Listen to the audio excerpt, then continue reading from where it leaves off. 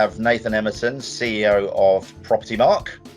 So welcome today, and thanks for your time, Nathan. We are going to do, that's two Nathans here, by the way, so that's good. Two for the price of one. I thought what we'd do today is just have a look at the who, what, when, where and why of you, Propertymark, and all of the above, if that's all right. Absolutely. If we're double natting. Yeah, we're double natting. Let's do that. Okay. A natter, a real property natter. A proper natter, a natter. Yeah, that's it, a natter. Yeah. Okay. So for those that don't know you, I doubt there's many people that don't. But if you wouldn't mind, introduce yourself, and then we'll crack on. Yeah. So I am Nathan Emerson. I'm the CEO of Propertymark. There you go. Okay. Simple and sweet. Great, fantastic. And I know you've been in the business for many, many years. I better not mention how many, but give us a bit of a background as to where it brought you to, how you got there. If my mind can go back that far. So I've been in estate agency now right the way from post my school days, really, and college days. So I started off as the proverbial T-boy.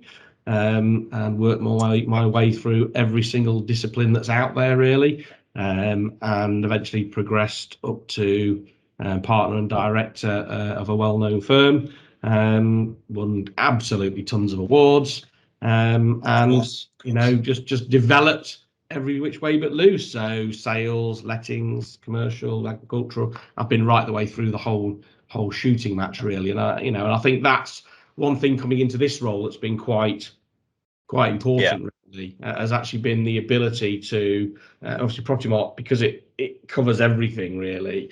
You have to understand that the perceptions, maybe from a lettings point of view, might be different from a sales point of view, might be different from an auctions point of view, so it might be different from a commercial point of view. And I think the fact that I've had the ability to walk in at all those environments has actually helped a great deal in understanding the different requirements of the disciplines, really, to try and then fuse that together, really.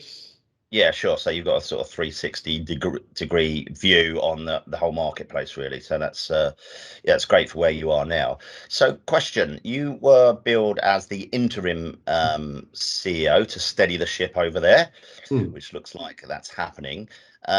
You're reshaping Propertymark fairly comprehensively around training, quite an emphasis on training, marketing, professionalism, that sort of thing. Are you here to stay, Nathan?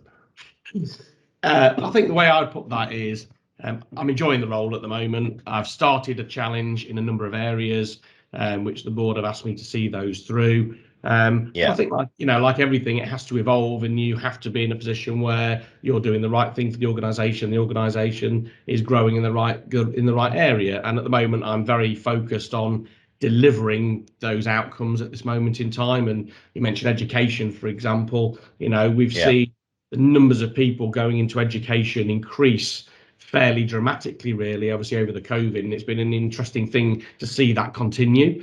We're heavily working on the professionalism side of things, because I think there are people out there that do a fantastic job. They sometimes forget to tell people how professional they really are, separate themselves off from those sometimes that choose not to operate at those standards, really. So absolutely, I want to see everybody shout from the rooftops about what they do, and I think it's our job to support them in doing it, really. Yeah, it's a good point, actually, because there is a lot of training providers. There's a lot of training going on in the background, but actually, if the public don't know about what we're doing internally, if we don't tell them, they're not going to know. So it's important to absolutely get it out there.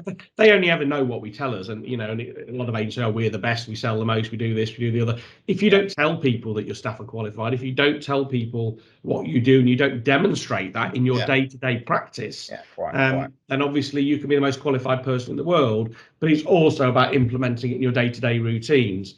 And equally, let's not forget, a lot of estate agency companies at the moment, the people that run them were estate agents. They weren't business people. They're estate agents that ended up running companies. And once you start running a company, you quickly have to learn how to be a businessman.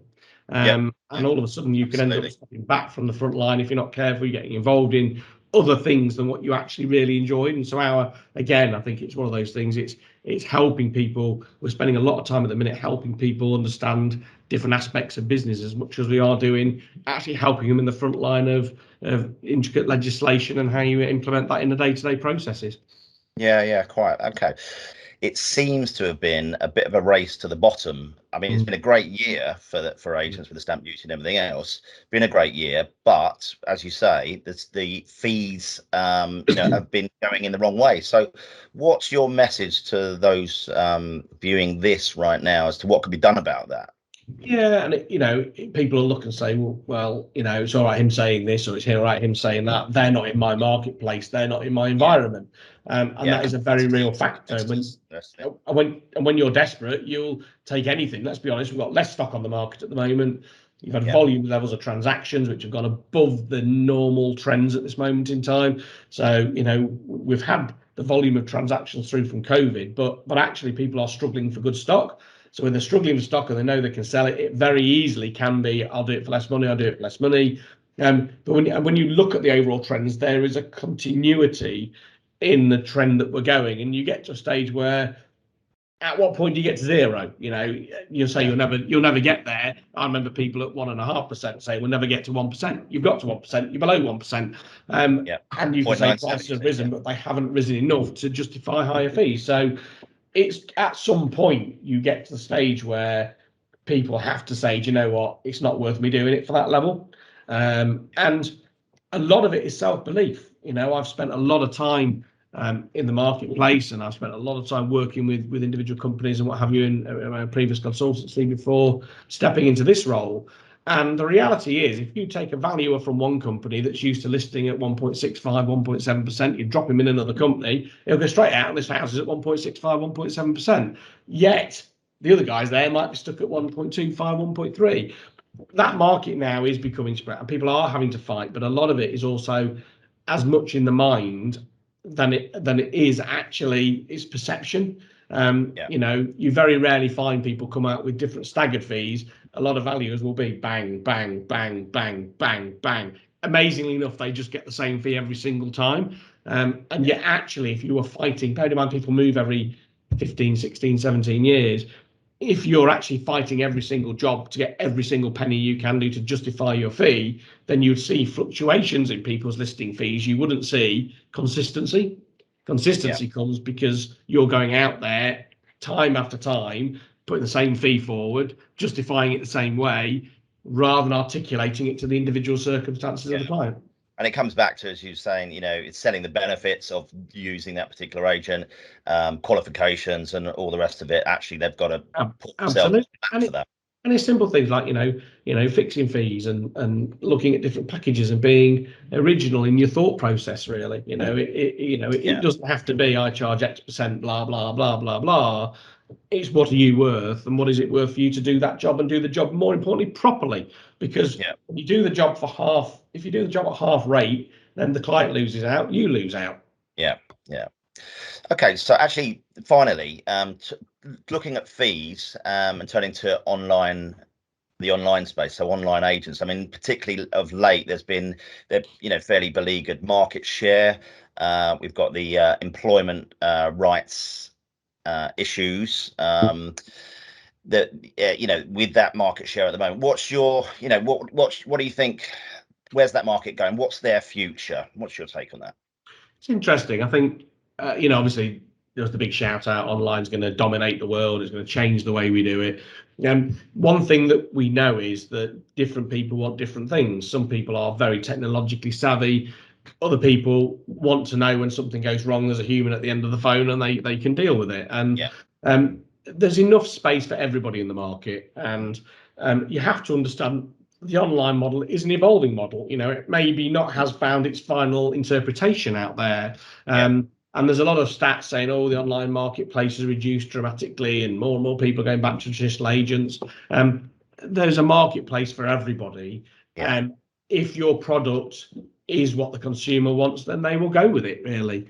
If your product isn't what the consumer wants, they won't. And that is as simple as that. So if you can develop something that is of value and it proves it has a good track record and it does the job that it's supposed to do at the right level, then there'll be a marketplace for it, really. So I think, am I concerned about the online space? No. Am I worried about the traditional agency space? No. I think there's a degree of coexistence, really. And, you know, if you look at the other side of the fence, you've had an awful lot of people going into, you know, smaller estate agency franchises like your EXPs, like your Keller Williams and things like that, you know, where you've had experienced estate agents that maybe haven't got the money to step out and set up their own branch for £250,000, but actually still feel that they've got a place to do and they've gone out as independents, Yeah, you know, so an individual independent. So that's another marketplace which I would argue has been a growing trend, and quite strongly, really. Self-employed model. Correct, absolutely. And actually, let's be honest, a lot of the online model was almost a bit of a self-employed model dressed up as online, really. Whereas now people are standing up saying, no, do you know what? I am an independent agent. I am part of a support network. Bang. So you're almost in a way looking at an involvement, really, I think, an evolution. It's very much how the very much how the mortgage market works. You're often under a network of compliance and marketing. Absolutely right. Thing. Absolutely bang on. Absolutely bang on. Okay. All right. Well, thank you, Nathan. Just before we sign off, for those viewing, what is there something about Nathan that we don't know? Let's share something that we don't know about Nathan. I'll put you on the spot here. Well, is that apart from the fact I love lots of food? I love lots of. He's a foodie. Little known fact. Go on then. Let's have a look. I've got a third Dan in karate. There you go. And a first. Have you actually? Yep. Yep. Okay. There you go. All right. Well, okay. I think the message. There's my little snippet for you. The message is: get qualified, don't be frightened, and don't mess with Nathan. In that order. All right. Yeah. Brilliant. Okay. Well, again, thank you to Nathan Emerson, CEO of Propertymark, and thanks for joining us, Nathan. Thank you, mate. Take care. Cheers.